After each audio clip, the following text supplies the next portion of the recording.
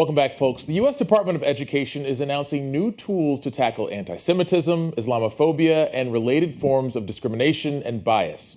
The war between Israel and Hamas is creating heated debate on both sides, and violent acts have caused some people to be hurt or even killed. Most recently, authorities in Ventura County, California, are investigating the death of a Jewish man after a protest Sunday. Police say he was holding an Israeli flag before getting into an altercation with another protester. That death happened more than a week ago. This follows a hit and run last Friday that left an Arab Muslim student injured at Stanford University. Authorities opened a hate crime investigation after the incident. To help combat these acts of violence on college campuses, the White House is working with schools around the country to provide additional resources. However, this comes as President Biden's approval rating dropped from 59% to 17% among Arab Americans. These findings were published by the Arab American Institute. So, is the Biden administration doing enough to combat Islamophobia? And what else can be done to turn the temperature down as this war continues overseas? Joining me in that discussion is Adam Soltani. He's the executive director of the Oklahoma chapter of the Council on American Islamic Relations. Adam, good to have you. Communities across the country, as we just laid out, have been in disarray because of the Israel-Hamas war.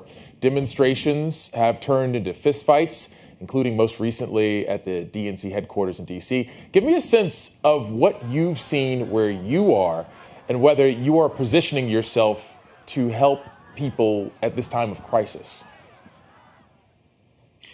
Well, thank you so much for having me. Indeed, emotions are at an all-time high, and there is definitely a lot of tension, not just in the world, but as you mentioned here across the United States.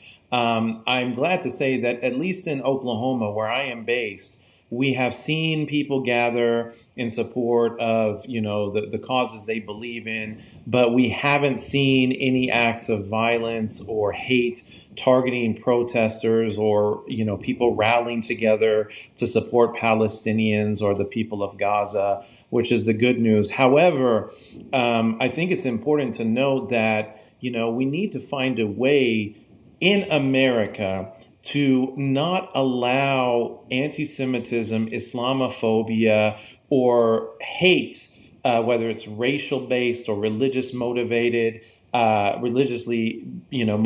hate, to impact our communities. This is a pluralistic nation, and the only way we're ever going to succeed as a country is if we find a way to build common ground and not allow issues of disagreement to lead to whether it be verbal abuse, physical abuse, or, as you mentioned, the unfortunate loss of life that we've seen in some places.